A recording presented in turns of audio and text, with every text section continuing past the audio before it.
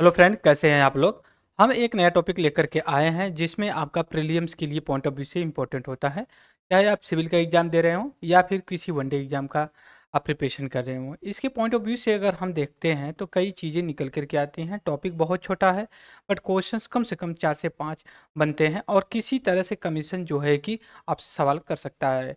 आज का टॉपिक अगर मैं लूँ, जैसे कई सवाल पूछे जाते हैं कि कौन सी एक्सरसाइज है, ये मिलिट्री की एक्सरसाइज है या फिर जो है कि नेवी की है, फिर या फिर एयरफोर्स की है।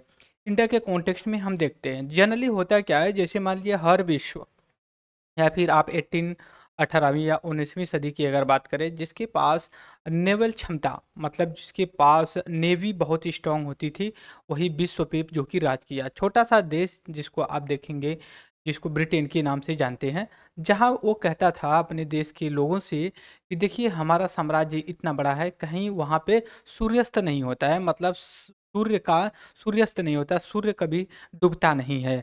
ठीक है, हमेशा जो कि सनराइज या फिर सूर्य का उदय हुआ रहता है। तो उसका कहने का मतलब ये नहीं था कि ब्रिटेन इतना बड़ा है, मतलब ब्रिटेन का साम्राज्य इतनी दूर तक फैला हुआ है। ब्रिटेन यूरोप से लेकर के आपका इंडिया भी कॉलोनी था 1947 तक ब्रिटेन का। तो ये बात कहता था कि बहुत बड़ा है हमारा। अफ्रीका कॉन्टिनेंट में और लैटिन अमेरिका में बहुत से ऐसे कंट्री थे जो कि ब्रिटेन के जो है कि अधीन काम करते थे या फिर ब्रिटेन उस पर रूल करता था। फॉर एग्जांपल के लिए इंडिया पे भी वो लोग रूल किए थे 200 साल के ऊपर। 1947 में उन्होंने छोड़ दिया, फिर इंडिया इंडिपेंडेंट हुआ। तो वो अपने देश में ये बोलता था कि हम देखिए हमारा साम्राज्य इतना बड़ा है कि कहीं वहाँ पे सूर्यास्त नहीं होता है। तो उसको चैलेंज देने के लिए एक ऐसा यूरोप का कंट्री था जर्मन, और वो कहता था जर्मन का झंडा लेकर के कि जहाँ पे आपका सूर्यास्त नहीं होता वहाँ पे भी हमें ज़मीन दीजिए। ब्रिटेन को अगर 18वीं 19वीं सदी में या फिर ब्रिटेन जब अपने एम्पायर के टॉप पे था, अगर कोई चैलेंज देता था तो उसको देता था जो है कि जर्मनी। और जर्मनी अगर नहीं उसको ज़्यादा चैलेंज कर पाया तो उसके पीछे सबसे बड़ी वही रीजन था कि उसके पास नाविक शक्ति, जिसको नेवी बोलते, वो नहीं था।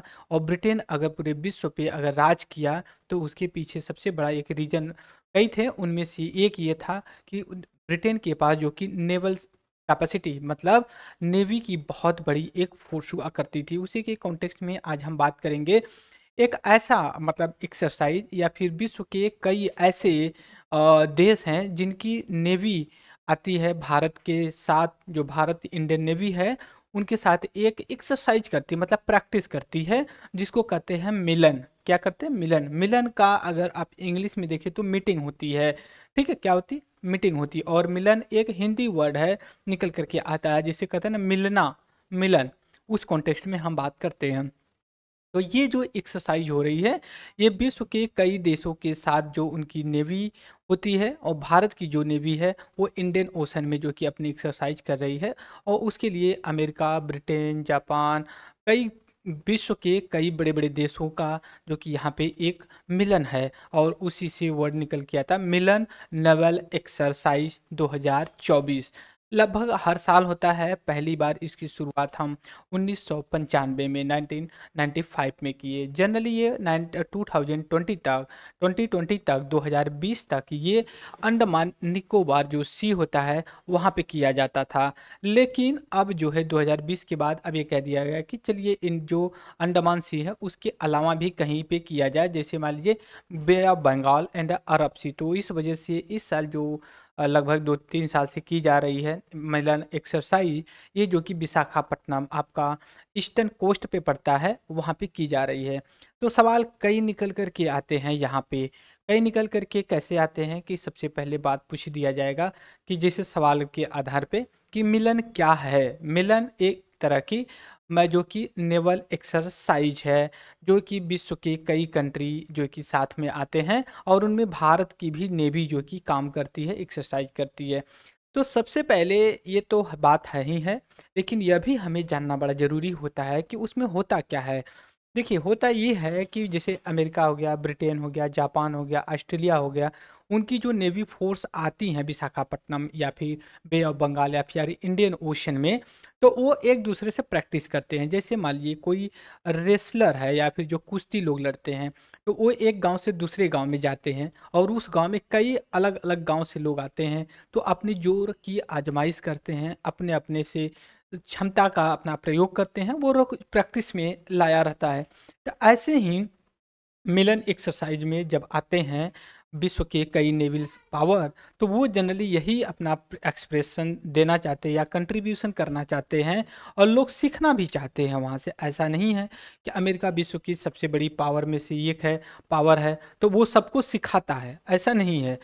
अमेरिका की नेवी भी भारत की नेवी से और भी किसी देश की नेवी से जो कि कुछ न कुछ सीखती है, वहाँ की क्या टेक्निक है, और जो है कि भारत और जो और भी कंट्री हैं अमेरिका की भी नेवी से सीखते हैं। उससे होता क्या है कि ऐसा नहीं कि युद्ध करने के लिए जो है कि वो सीखते हैं, वो इसलिए करते हैं कि कभी मान लीजिए अगर कोई आपदा आ जाए या फिर इस तरह की ज़रूरत आ जाए कि विश्व की सभी नेवी पावर, ठीक है, नेवी शक्तियाँ जो हैं एक साथ मिल करके किसी चीज़ को हल करने में कामयाब हो सके। अगर वो हर साल करते हैं एक्सरसाइज अपनी ये मिलन नेवल एक्सरसाइज, तो ये जनरली उनके लिए भविष्य में बड़ा अच्छा होगा। कि सपोज करिए कि आपका अंडर जो कि ये मिलन नेवल एक्सरसाइज जो की जा रही है, ये इंडियन ओशन में की जा रही है, और ऐसा हो सकता है कि भविष्य में खुदा न खास्ते कुछ हो ना, प्रशांत महासागर या फिर अटलांटिक महासागर या फिर कहीं भी ऐसा समुद्र से जुड़ा कुछ आपदा आ जाए, जैसे मान लीजिए कोई टैंकर है वो लड़ जाए,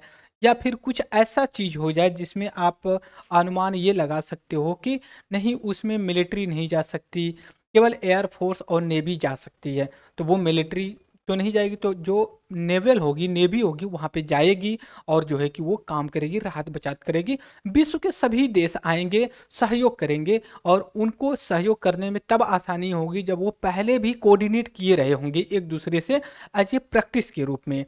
तो अब यहाँ पे हम जो बात कर रहे हैं मिलन एक्सरसाइज या फिर मिलन, यहाँ पे मैं लिख दे रहा हूँ फिर से आपको मिलन, थोड़ा सा मैं थिकनेस इसका बढ़ा लेता हूँ आपका, ठीक है। यहाँ पे देख सकते हो, ये एक सेकंड हमें टाइम दे दीजिए, ठीक है। मिलन, मी मिलन, मिलन 2024 या 24 लिखा जाता है, ठीक है।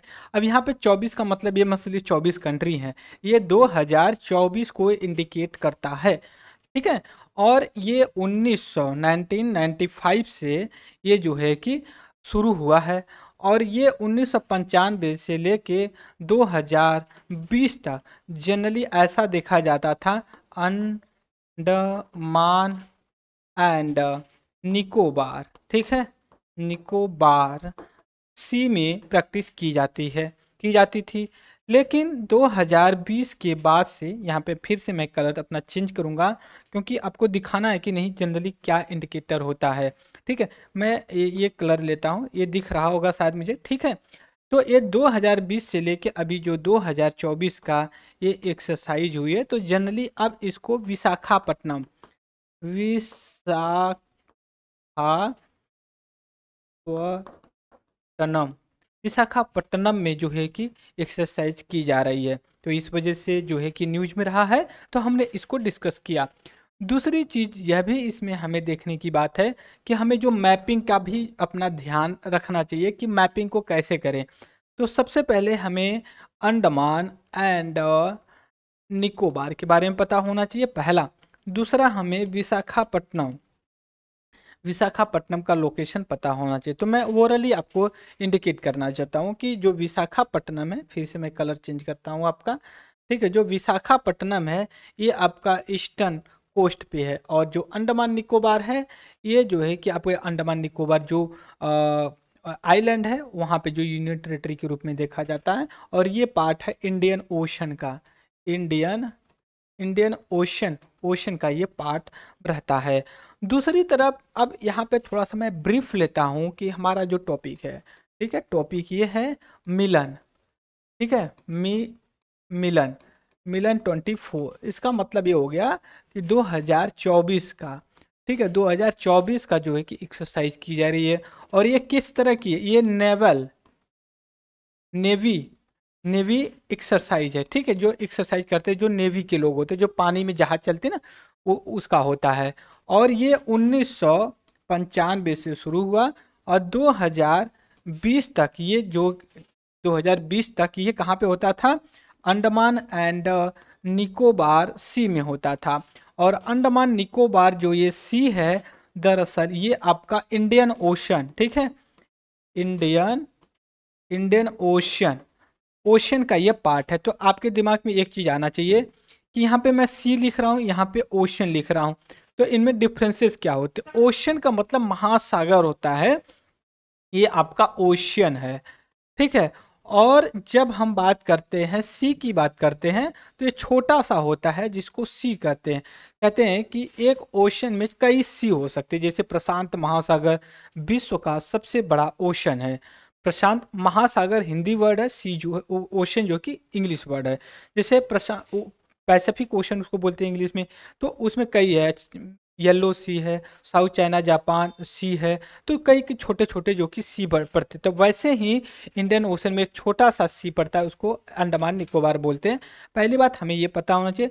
दूसरी बात 2020 से लेकर के, ठीक है, 2020 से लेकर के ये 2000 जो 24 आ गया है, ये एक्सरसाइज आपका विशाखापट्टनम पट्टनम में किया जाए। विशाखापट्टनम आपका ईस्टर्न कोस्ट पे पड़ता है या पूर्वी घाट पे पड़ता है। अब सबसे पहले अब हमें ज़रूरत है कि हम यहाँ पे विशाखापट्टनम को पहले इंडिकेट कर ले कि वास्तव में विशाखापट्टनम हैगा। तो ये आपका जनरली मैं यहाँ पे थोड़ा सा कलर ले लेता हूँ, पेन चेंज कर लेता हूँ, ठीक है। अब ओके, अब ये यहाँ पे विशाखापट्टनम आप देख सकते हो, ये आपका आंध्र प्रदेश में पड़ता है, ठीक है। कहाँ पे? आंध्र प्रदेश के, ठीक है, ईस्टर्न कोस्ट पे, ईस्टर्न कोस्ट पे पड़ता है, ठीक है। ये चीज हो गई। या पूर्वी घाट पे पड़ता है, हिंदी में ट्रांसलेट कर सकते हो।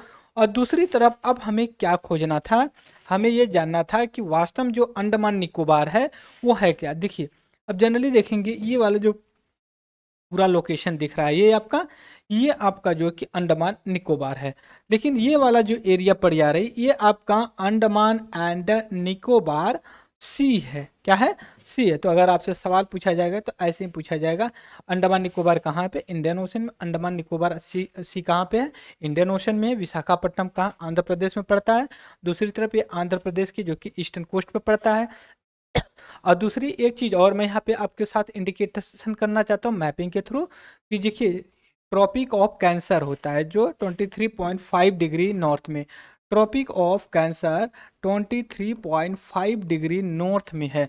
तो विशाखापट्टनम आपका किस तरफ पड़ रहा? ट्रॉपिक ऑफ कैंसर के साउथ में पड़ रहा है, ठीक है, साउथ में पड़ रहा है। दूसरी तरफ ये भी है, लेकिन ये आपका नॉर्दर्न हेमिस्फीयर में होता है। किसमें? हेमिस्फीयर में होता है, मतलब उत्तरी गोलार्ध में होता है, उत्तरी गोलार्ध में होता है, ठीक है, गोलार्ध में होता है। ये बात हमें पता होनी चाहिए। अब सवाल कई पूछे जा सकते हैं मैपिंग से कि जो विशाखापट्टनम वो कहाँ पे है? आंध्र प्रदेश में पड़ता है? जी बिल्कुल। ईस्टर्न घाट पे या वेस्टर्न घाट पे है? तो ये आपका ईस्टर्न घाट पे पड़ता है। ट्रॉपिक ऑफ कैंसर के नॉर्थ में पड़ता है या साउथ में पड़ता है? तो सवाल होगा आपका जवाब कि साउथ में पड़ता है। लेकिन नॉर्दर्न हेमिस्फीयर में पड़ता है या साउदर्न हेमिस्फीयर में, मतलब उत्तरी गोलार्ध में या दक्षिणी गोलार्ध में? तो ये उत्तरी गोलार्ध में पड़ता है। तो ये कई सवाल यहाँ से बन करके निकलते हैं। तो ये हमने कहाँ से शुरू किया था, एक बार फिर से हमें देखना चाहिए कि हमने मिलन, ठीक है, मिलन 2024 से जो कि हमने इंडिकेट किया था, ठीक है, अब सही दिख रहा होगा, ठीक है, मिलन 2024, ठीक है, किया था। और ये 1995 से लेकर के 2024 तक चल रहा है अभी तक। और ये 2020 तक, ठीक है, ये अंडमान एंड निकोबार सी में चला। 2020 से लेकर के 2024 तक ये जो है कि विशाखापट्टनम में चल रहा है। तो ये वर्ड की सभी जो कि नावल एक्सरसाइज के रूप में जाना जाता है। तो ये हमने बेसिक इन्फॉर्मेशन आपके साथ शेयर किया, जिससे मुझे उम्मीद है कि आप क्वेश्चन को सॉल्व करेंगे, कैसे सवाल बनते हैं, कैसे बिगड़ते हैं। तो ये सभी चीज़ें हमने डिस्कस कर लिया। तो आज के लेक्चर में फ्रेंड्स इतना ही रहेगा। तब तक के लिए thank you very much. Discussion. जय हिंद, जय भारत।